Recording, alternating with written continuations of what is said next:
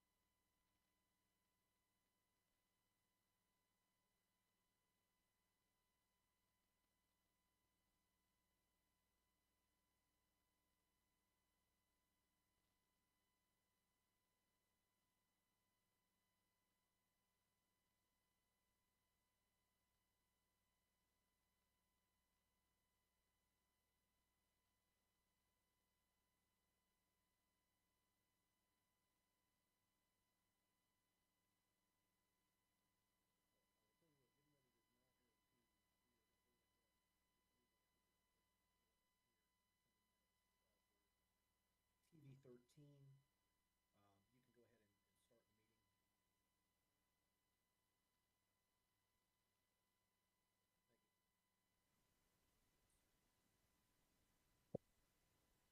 So welcome back, everyone. I believe we have 3 members of CBAC currently with us, and there should be a couple others joining here, hopefully in the coming minutes. I do want to get started here at a decent hour. Be respectful of everyone's time. Again, we do have Chief Trey Mayo with us, as well as several of his staff to discuss a few things. And Chief is going to be sharing a presentation. So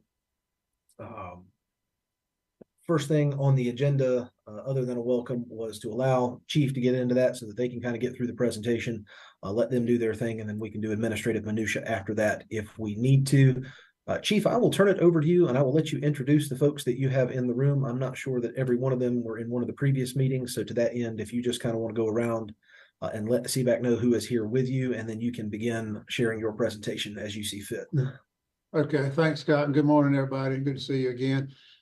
Joining us this morning, a couple of them I think you've seen in previous presentations, but Deputy Chief Jerry Hardison is here. He's the Deputy Chief of Operations. He has the operations branch, logistics, and training in his purview.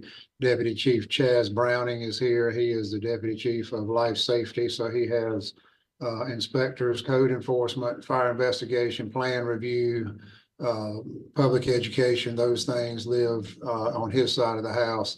Assistant Chief Daryl Sawyer is here. He is the Assistant Chief of Logistics, and Assistant Chief Bobby Wade is also on the call. He is the Operations Assistant Chief.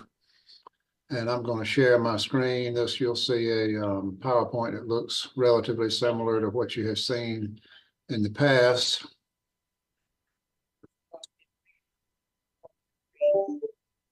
All right, everybody sees that okay? Yes, sir. Mm-hmm. All right, thanks. Yes. So far we have given kind of an overview of the fire department, and then we talked about logistics, and we talked about the safety and training branch. Today we're going to talk about the fire and life safety branch and the operations branch. You all remember I'm not a slide reader, but I think it's important to note that we have not added any. So Winston-Salem Fire Department was a relatively innovative agency 40 or 50 years ago. When we hired our first, back then they called them fire and life safety educator. Today we call them a risk reduction specialist. But when we hired that position in 1980, that was on the cutting edge. Unfortunately, in 40 years, we've not hired any more of them. And you see how much the city has grown, both in square mileage and in population.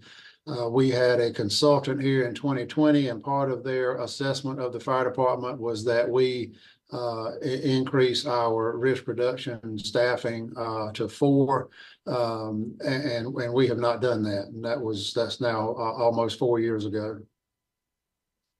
This one person who is our risk reduction specialist is responsible for all of the stuff you see here. And there are a lot of abbreviations that Don't mean anything to most folks on the call, but in that last bullet, it is a lot.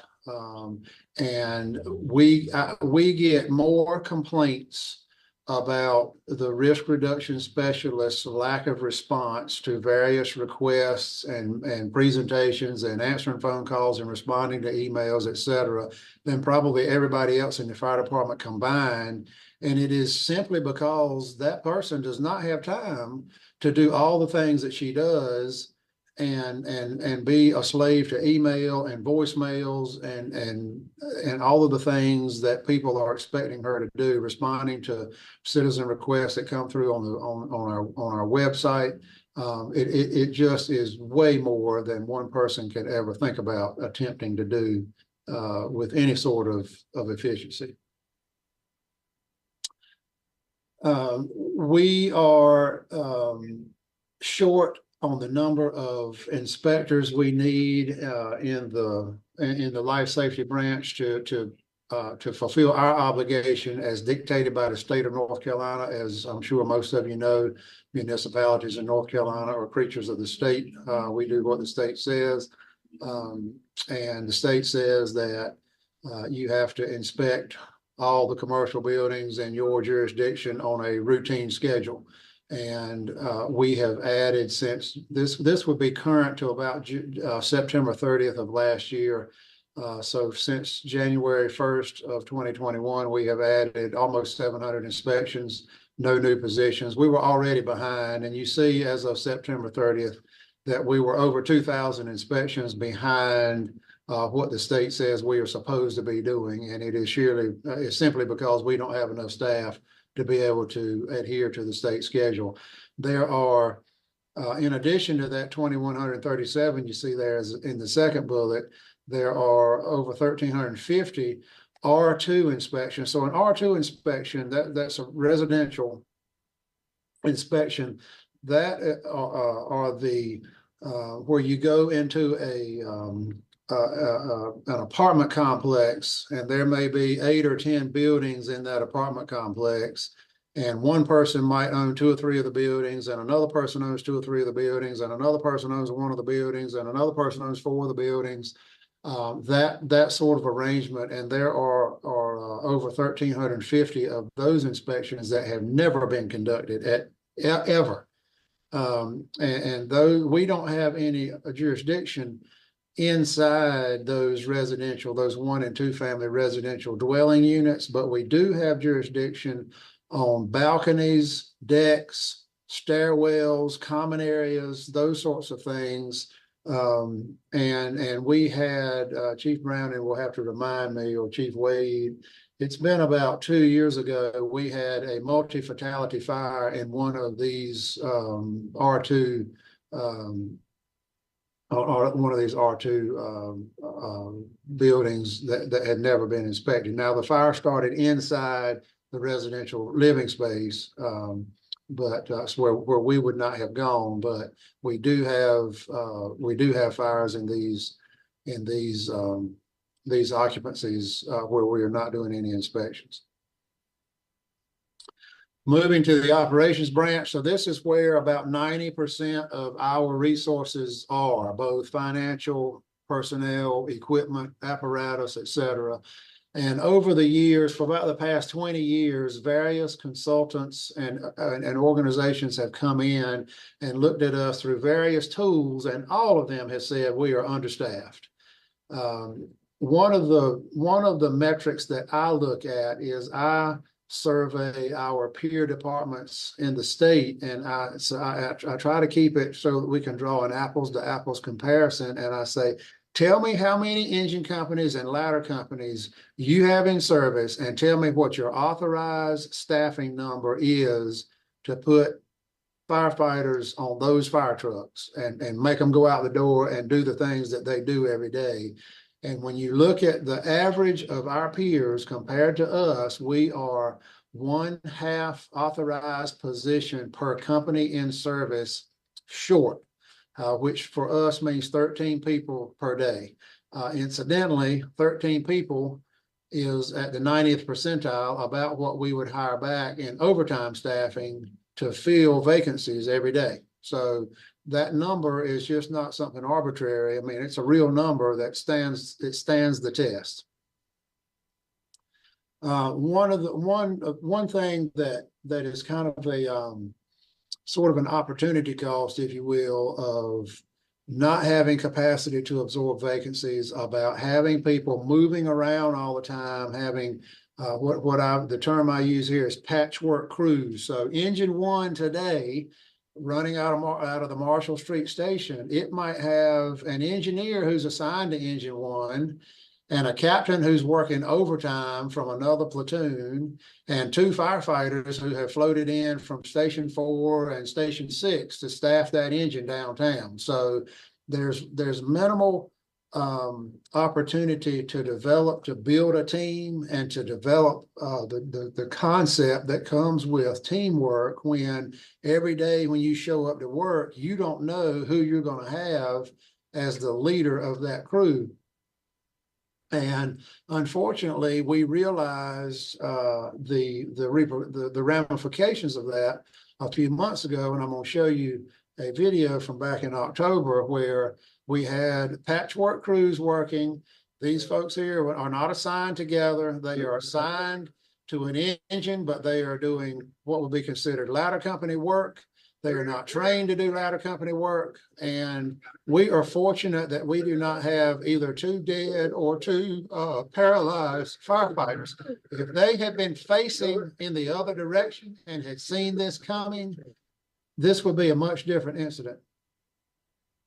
These firefighters were taken to the hospital, fortunately, and treated and released. But again, if they had been facing the other direction and had seen this coming, this would have been a different event. This was a masonry wall, brick and concrete, that fell on these 2 firefighters operating in a situation as I described, patchwork crews doing work that they're not necessarily trained for. And this is one of the ramifications of just chronic understaffing across the city for years.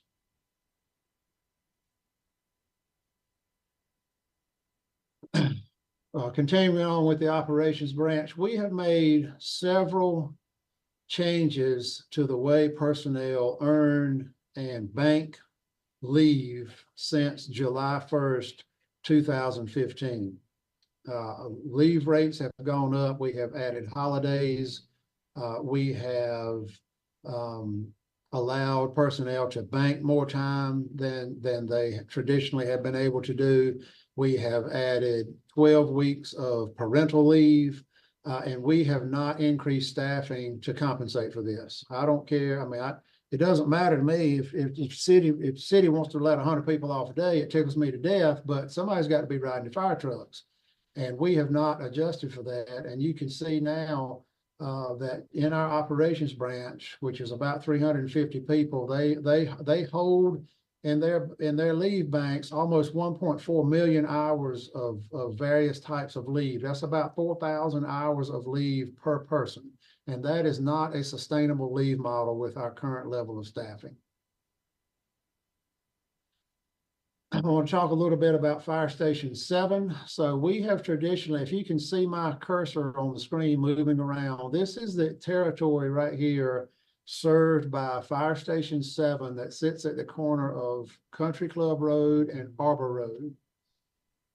There is not a suppression apparatus in this fire station. In other words, there is not a pumper in there. All there is a rescue truck. No fire control capability beyond a fire extinguisher.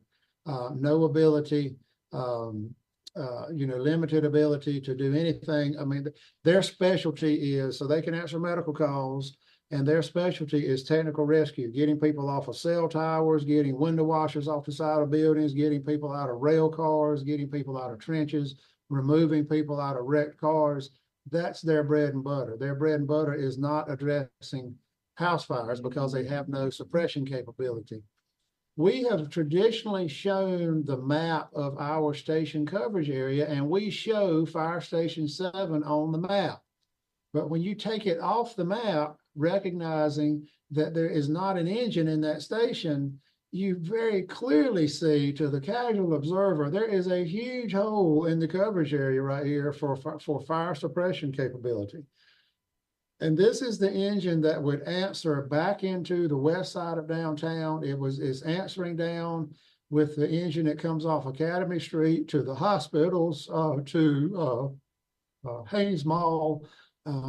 This engine, so some engines are, there's a greater or lesser effect when you take them out of service, depending on where they're located. But this engine has clean access to Stratford Road, to Country Club Road, and most importantly to 421, running east and west back through the center of Winston-Salem. It is a critical engine to have in service. This engine, on the initial alarm to a building fire, answers all the way to Pofftown. That is how critical this engine is, and how well located Fire Station 7 is. But we are hampered by the fact that there's not a pumper in that station. And I debated about which slide to show you first, and I thought the visual would be more beneficial before I got into the verbiage. But so the engines that surround Station 7 are 1 on Marshall Street, 6 on Academy Street, and 10 on Jonestown Road. And this peak demand reliability. So what that's telling you all is, during our peak demand hours, which is roughly from about 7 o'clock in the morning until 8 or 8:30 at night, those engines on Academy Street, Marshall Street, and Jonestown Road, when they have a call, they are only available to take that call 82 or 83 times out of 100, which is really not, we in the fire service, and this is an accepted standard in the fire service, we are looking for our units to be available 94 to 96 or 7% of the time, and when we're a long way from that. And you can see that we know this because before we opened Station 13, we put engine 13 in service at Station 7. So we called it engine 13, but it was running as engine 7. And you can see that it reduced the average travel time for engines 1, 6, and 10, the ones that surround it, by 2 minutes, over 2 minutes. That is a 20% increase on the cardiac arrest save rate. This is big. Moving on to the west side, we have not added any fire facilities on the west side of Winston-Salem since 1993. We have added them north, we have added them east, and we have added them south. If you can see my cursor, this is Muddy Creek, running up north and south on the map. This map is north up, and this right here is the Meadowlark corridor. And I'm going to roll forward and backward a few times and let you see what the growth looks like since 1993 along that Meadowlark corridor. Wrong way. This is 2023, 93, 23, 93, 23. And we have not added any fire facilities on the west side of town to account for this. So when you are at Jameson Park or Meadowlark, one of the Meadowlark schools, or any of these areas that run off of the Meadowlark corridor, your engine is coming from the corner of Country Club and Jonestown. And at 3 o'clock in the morning, it's not that bad of a run out there, 7 minutes or so, but at 5:30 or 6 o'clock in the afternoon, it's taking them 12 and 13 minutes to get out there as the first arriving suppression apparatus. Some data about that. One of the things that causes us problems is we have to get across Muddy Creek, and there's no street interconnectivity across Muddy Creek. You have to get across it either on Country Club, or you have to get across it on Meadowlark. You have to get across it on Country Club, or you have to get across it on Robin Hood. There remains, as you can see here, Brookberry Farm has 262 undeveloped acres out there that we expect them to develop, including 45 on the other side of where the I-73 Beltway is coming through. That creates further isolation for those addresses on the other side of the Beltway. And you can see here how many residential address points there are out there, including assisted living facilities. There are additional subdivisions already platted. The school is out there. There's a lot of risk out there, and we are a long way away. I think I have covered most of what's on this slide. So an engine on the Metal Arc corridor would reduce our average travel time for a first due unit out there by almost 5 minutes.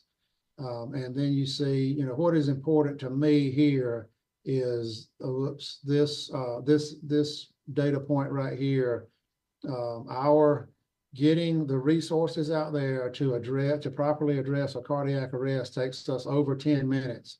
It is accepted in the industry that for every minute past a person suffering sudden cardiac arrest, for every minute that passes, your chances of saving them go down 10%.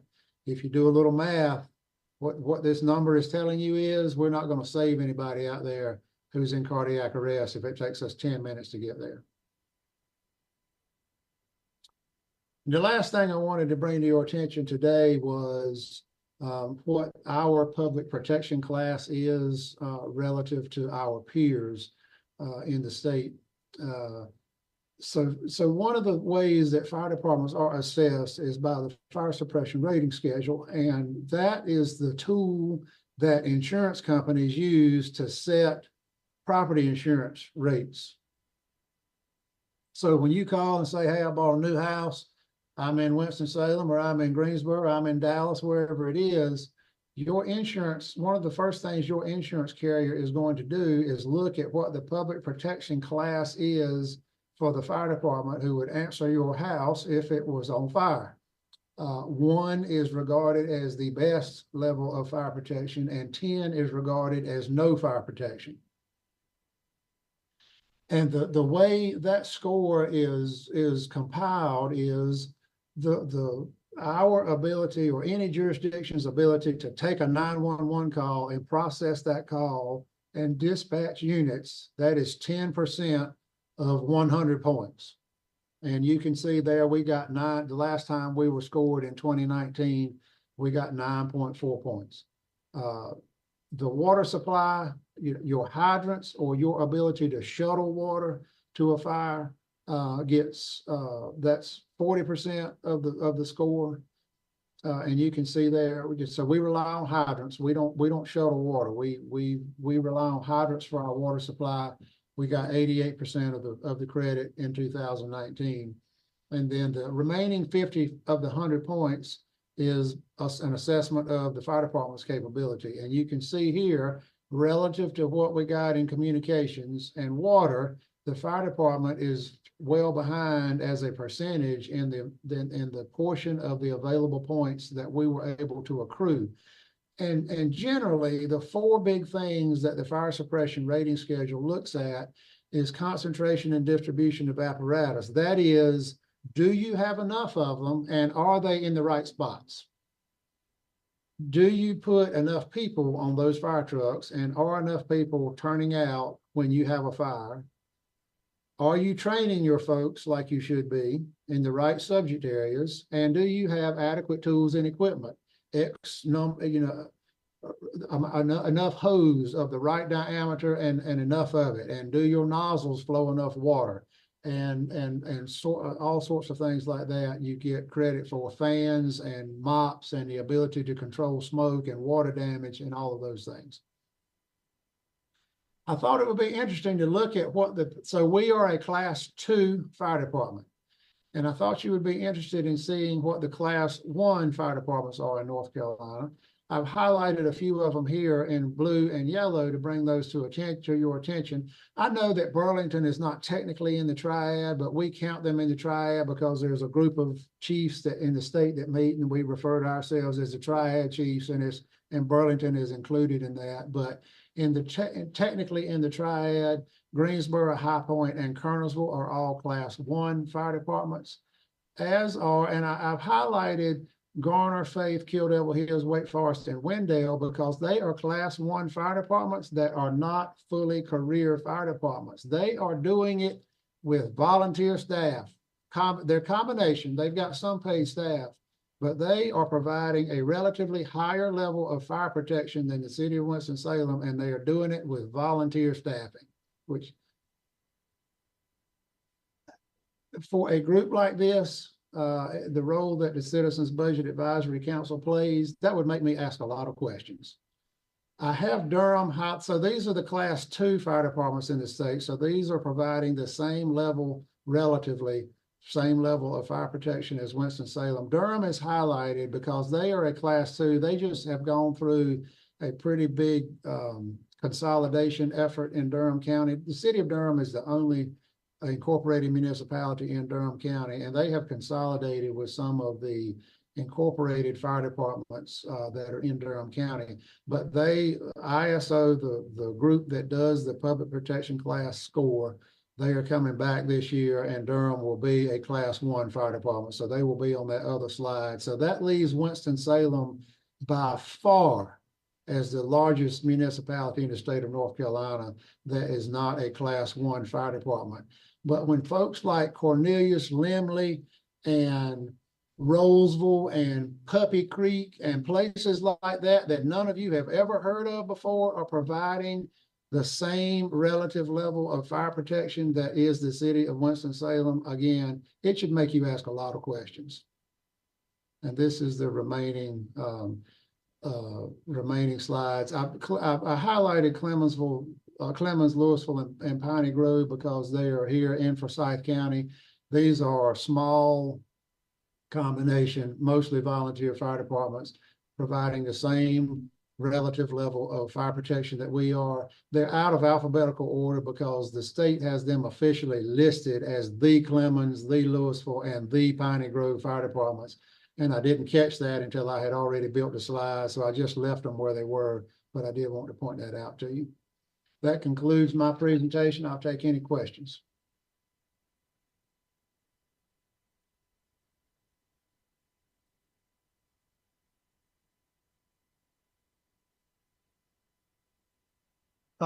So Chief Mayo, I've got a bunch of questions, if I can start off.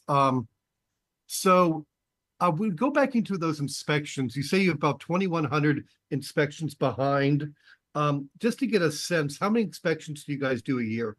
Like, is that a year's worth of inspections, a month's worth, decades worth? I have no sense for this. I'm gonna let Chief Brown answer that question. So we are responsible for about 6,500 inspections per year. Okay. Our inspectors can handle roughly about 1,000 per year apiece, and the investigators, which have additional responsibilities, they can do about 600 a year. Okay, so if you're responsible for 6,500 and there's 2,100 not done, you're like 6 months behind, basically, perpetually. With adequate staffing, yes, that's correct. Okay. And the second question is, you mentioned about 1,600 R2 inspections never done. Is this a matter of sort of kind of making them low priority given that you're behind on other inspections, or are they going to get done eventually, or is this really just not a priority now since you guys don't have the staff to do normal inspections? I guess that's your question too. So this predates me being in my position, but when that fire that Chief Mayo talked about occurred, it was always thought historically that we didn't have any jurisdiction over these properties. But with a closer examination, we realized there are some areas within those properties that we do have jurisdiction over. The reason why it has not been done yet is because we've added those inspections without adding staffing to accomplish those inspections. So we're still trying to maintain and catch up on our normal workload before we tackle those. Okay, that makes sense.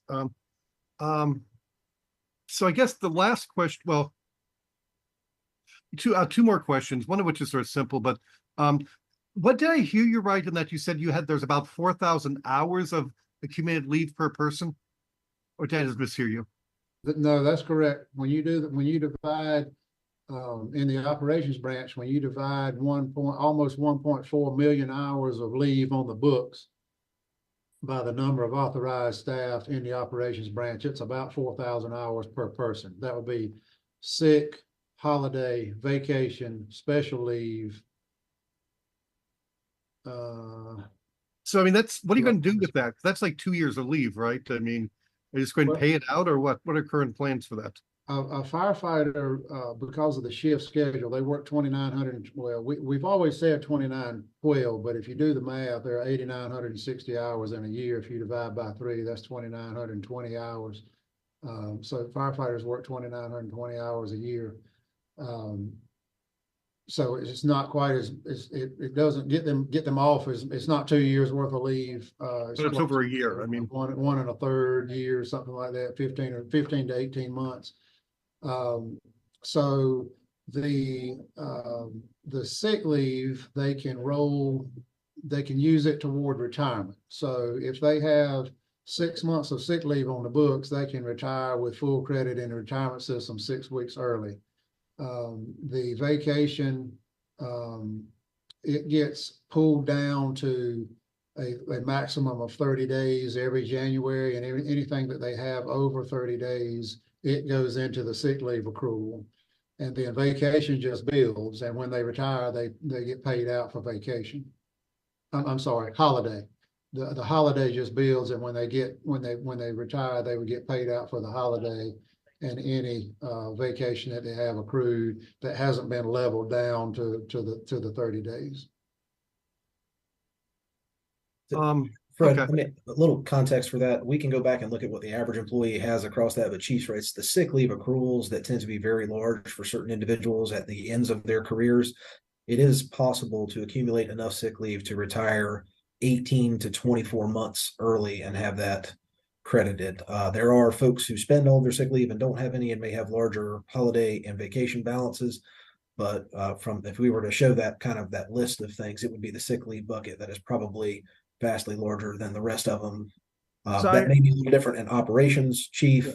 I know you've got some folks that spend it when they get it, but we could provide you some context as to what that looks like organizationally too. Yeah, Scott, I was most just in the sheer number of hours, because it seemed like, is that a lot compared to other divisions in the city, or is that like, it's, as someone who doesn't accumulate leave, seeing 4,000 hours was just like a shock. It was like, wow, that's a lot. But is it a lot by city government standards? I just don't know. I would have to go and run those numbers to be perfectly honest with you. I know the accruals are different on the fire side. I would, without getting too far into it, I would tell you it's probably a little higher in fire than it is in other parts of the city. But we can run those numbers and bring it back to you next month and let you know just kind of on average what it looks like. It tends to be higher for folks who have been here longer, that have a lot of sick leave that they are trying to accumulate for retirement.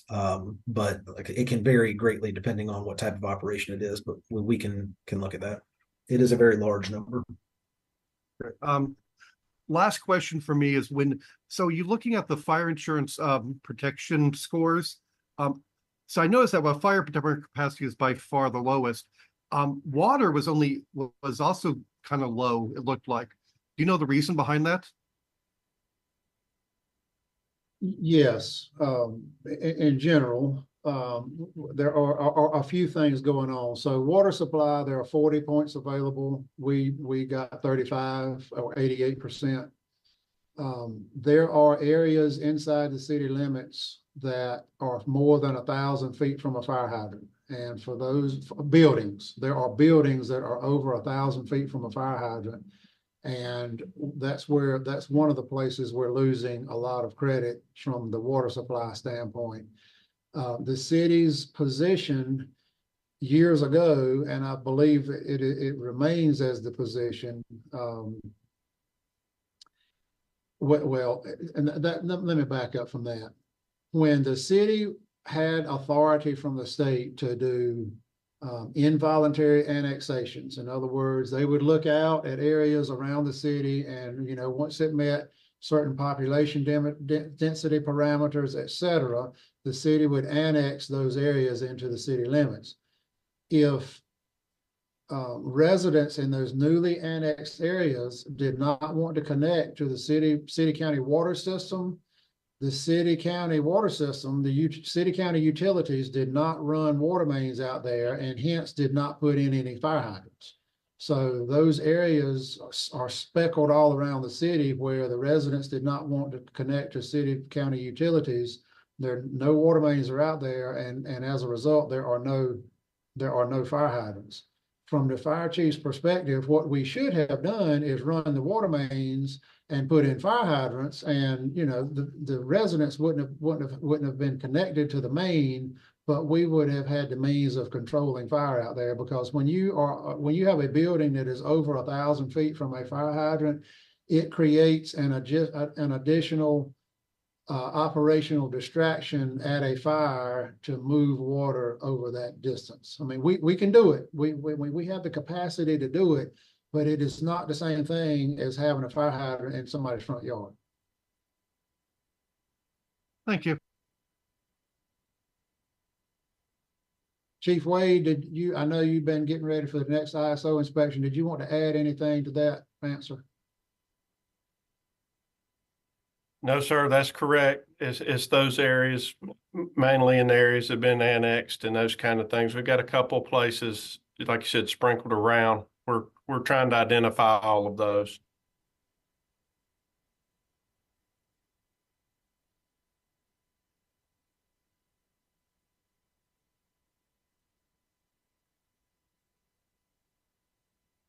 Other questions, comments, concerns for the fire chief or his staff?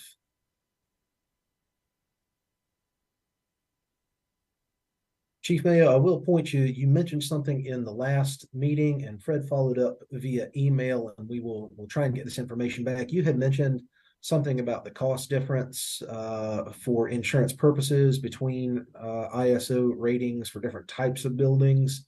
And to that end, Fred had asked, was it possible to know for, I'm going to say, for a residential versus a commercial building, what is the difference in a premium for an ISO 2 versus ISO 1 inside the city if we were to move to that? I know that there are various ways to go about doing that. If you have a response to it now, that is great. If it's something we need to do some additional research on and get back to, we can do that as well. But Fred did ask that question. I can answer that question now, and I feel good about my answer because when I was in graduate school, one of the projects I did was a cost benefit analysis of. I was working for the Raleigh Fire Department at that time. They were a Class 3 fire department. Now they're a Class 1, but the fire chief asked me to do a cost benefit analysis of Raleigh at that time, moving from a Class 3 to a Class 2. It has always been generally accepted that when a fire department moved below or better than a Class 6, that the residential property owner did not realize any benefit. The benefit from 5 to 1 was only realized by the commercial property owner. And it took me a while to figure out how to really make that, to prove whether or not that was true or not. And one day it hit me, almost everybody has a McDonald's. So I kind of finagled my way into figuring out how much the property insurance on a McDonald's restaurant was in various jurisdictions where the ISO rating was different. Getting it on a residential property is not that challenging, but getting a commercial property owner to divulge certain information, sometimes they're a little bit, they're a little bit suspicious about what you're trying to do. In the end, what I found was that when you go below 6, at each reduction in the rating or each improvement in the score, however you want to look at it, when you go from 6 to 5 to 4 to 3 to 2 to 1, it's about a 5% savings for everybody, residential or commercial, as you go down. So that is about what the savings is in going from each step, from one step to the down, to the next better step. I will tell you that there are some fire chiefs around and some city managers around who will tell you that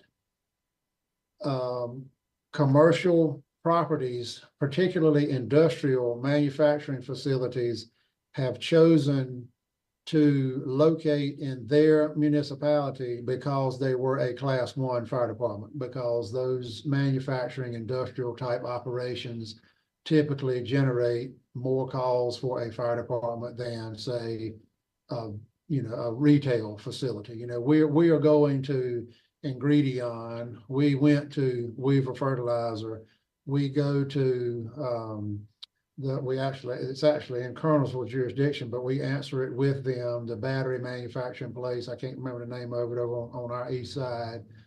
We are going to these industrial operations at an above average rate. And that having that Class 1 rating does play into the decision-making process when those industries are considering locating facilities in your jurisdiction. Thank you. Yeah, to Fred's point, I think that if we could get, and I think this conversation writ large would be even easier to have across the board if we had a little bit of an estimation of what those overall savings would be, right? If we could actually quantify that, then yeah, I think it becomes a much easier conversation to have in this group, but I'm guessing with a lot of the people who live in the city. We do the insurance commissioner's office, the state insurance commissioner, they know how much what they call fire and lightning tax. Yeah. They know how much premium is paid in each fire jurisdiction in the state. Oh, well, can we get that number? Yes. Yeah. I mean, because in my thinking, if you tell me as a homeowner, hey, my taxes are going to go up, but my insurance is going to go down, I'm going to look at the net difference. If Exactly. taxes go up a bit, insurance goes down less, that's a win for me. If not, well, it's an offsetting savings, So that'd be phenomenal to have that number just to get an idea. We will get it for you. Awesome. Fred, I will add to that. That works out well if that happens. But if it doesn't, this is an anticipated savings. And if you get a tax rate increase and it doesn't change, the other piece is the communication component of it. If y'all are looking statewide right now, they're talking significant increases to insurance. We would have to make sure that we were doing a very good kind of marketing campaign of, you might have expected your stuff to go up 20% and instead it went up 15 kind of thing. So there a lot of, after you did the benefit cost analysis. Yes. Explain it to people. Yes. Yeah. And as a part of that, I know that the Chief Mayo made the point that a lot of those savings are in industrial and commercial, those types of buildings or places that are zoned for that. So I think even being able to summarize that a little bit as a part of a comprehensive, even if it's marketing or if it's just communication, right? I think would be really helpful to be able to quantify a little bit more concretely.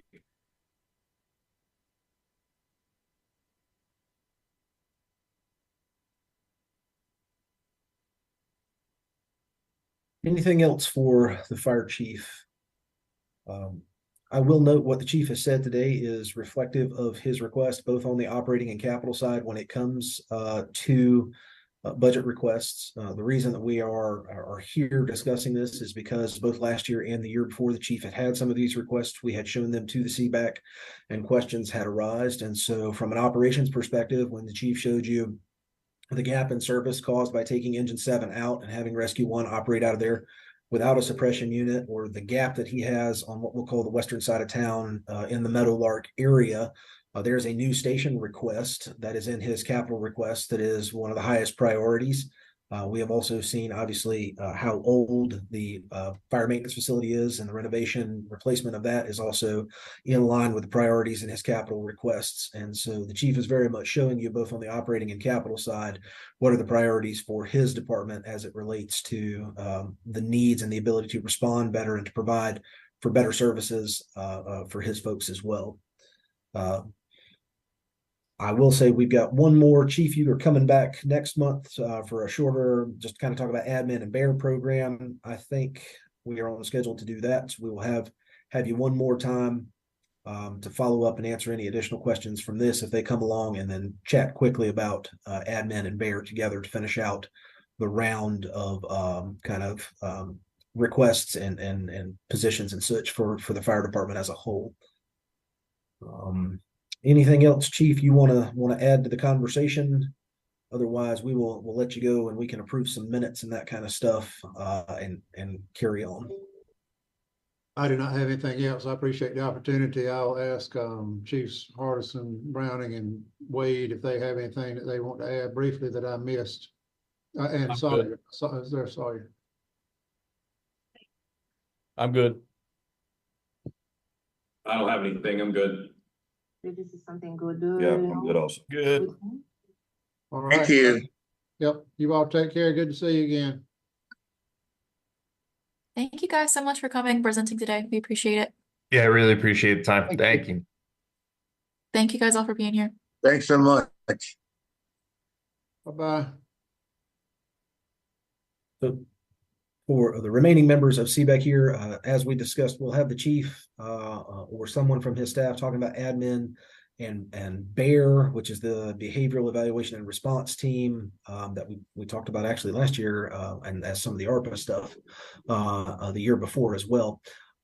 We did have, and I wanted to kind of get your feelings on this, and we may do a little research and then email the group. We had talked about potentially doing a I'm gonna call it field trip of some kind this year, to the extent that is possible. This group went and saw the fire maintenance facility down at Palmer Lane several years ago. You've seen pictures of it. I don't know necessarily that we need to do that again. We did recently open Fire Station 13, which is kind of, I'm going to just call it the southwesty area of town. There's a new fire station, and it has a nice meeting room. So we have the ability to do a station tour of one of the newer stations, have the chief show you as he's talking about moving operations around, what some of the bigger bay structures look like, where he can move both ladder trucks and engine companies in and out of, and increase that reliability a little bit that he talked about, as well as have that meeting on site next month if that's something that y'all are still interested in. Again, we only have a couple of folks here in the meeting, but we can also reach out to the fire chief and see if there's anything else that he would recommend as a potential site visit for you. Would just ask generally, are y'all still interested in doing some kind of field trip / site visit? Yes. Next month or the month after? Okay. Yeah, I think so. It'd be great. Ross is a yes. I see Haysetta shaking her head yes. Fred, are you? I wouldn't be able to make it because I always have meetings immediately after this. But if you guys want to go without me, hey, no worry with me. I mean, but yeah, I wouldn't be able to make it. We'll take some pictures for you, Fred. I see James Cena. Are you? Was that something that you would be interested in doing as well? I know she's on mute. May have us in the background. We will tell you what, we will talk with the fire chief and see what we can work up in terms of time and place, and we'll send out a feeler, see how that works out, and if we can make that work out, we will do that and potentially have an on-site meeting somewhere as well, so that you can kind of see things in person. We do have this one additional meeting with the chief coming. I've taken a lot of these notes. I will add there are places where we may come back after the series of these meetings with the fire chief and give you a little bit more of a budget history of some of the things that have taken place, particularly with respect to the inspections that the chief is talking about. This is something that was looked at 6 or 8 years ago. We used to do what are called company level inspections. So the folks actually on the fire trucks went out in addition to responding to calls and did inspections. We moved away from that and hired a number of inspectors and offloaded some of that workload to those new inspectors. The analysis that was done at the time showed that those 3 individuals that we hired should be able to handle that workload. And as you can see from the chief has provided, the additional 3 positions that we have added may not be to the level of what is needed. And so we are looking at doing a reevaluation of how many inspections are taking place, what is the workload capability of those people, and having to present that to the city manager as looking at what are the resources that are necessary to cover all of the state mandated inspections. So we have looked at this previously, thought that we had fixed the problem, and it appears that we may not have fully fixed that issue, but would be happy to provide you some of that original analysis and maybe what is different. Part of it, obviously, that they have the ability to do some of these inspections that they're not doing, and that's considered as part of the backlog. I know in the original analysis we did, those inspections were not considered because we were not doing it at the time. And as Chad said, we weren't aware that we actually had authority to do that at the time. So we will have to separate out those new inspections from what the original analysis was, but we'll show you that.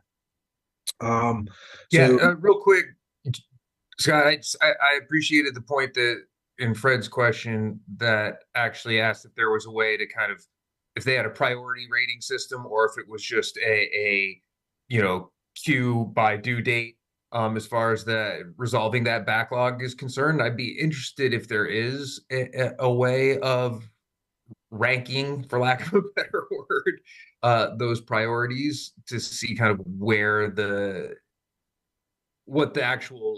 real measure of the backlog is, incorporating kind of those. I don't know if they're allowed to even do that, right, by law. I have no idea, but it'd be interesting to see if that's the case.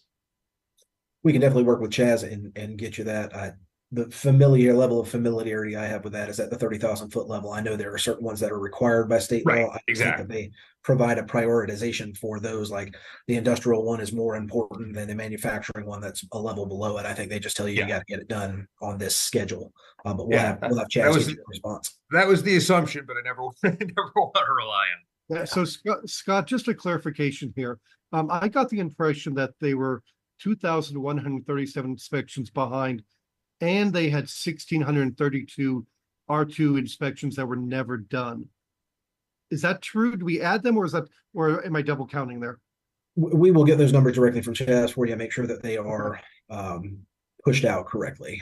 I don't want to speak for the fire department. I haven't seen this data in a while, and it does change as they hire and have attrition in staff. But we'll get you that information directly. Scott, can we get the slides of the chief's presentations from past meetings and this one too? Absolutely. Okay, great. Thanks. Yeah, we have those saved in our folder here. We can go ahead and send those out to you, Ross. We can get all that out. Great.